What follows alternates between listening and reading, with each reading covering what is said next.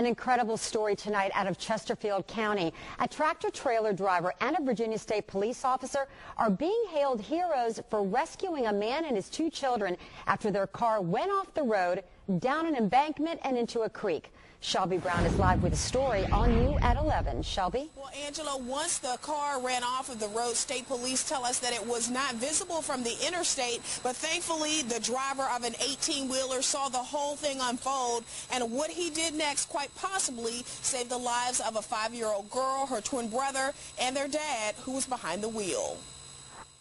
With an accident of this magnitude going over an embankment like that, landing 20 feet down, we were worried about people being dead in the vehicle.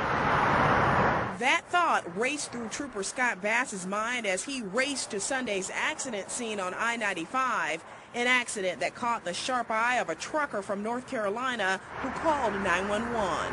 Called in and told us he saw a car go over the Jersey wall, northbound 95 at the 68-mile marker.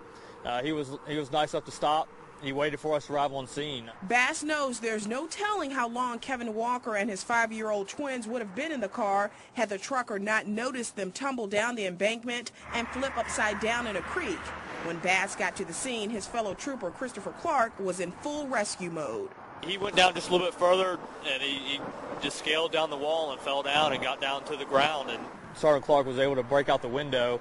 And at that time, the two children were able to get out of the vehicle. He had to work a little bit harder on getting the male subject out. But within minutes, the trooper did free the driver, who had scrapes on his head, a man who police say took a huge gamble during a snowstorm while driving his toddlers. It was alcohol-related. He was charged with DUI second offense and 2 counts of felony child endangerment. But Bass believes the quick actions of that trucker and his fellow trooper kept the toddlers out of the clutches of danger, actions that made the difference between life and death. It was a good day. Nobody was hurt. That's our biggest goal.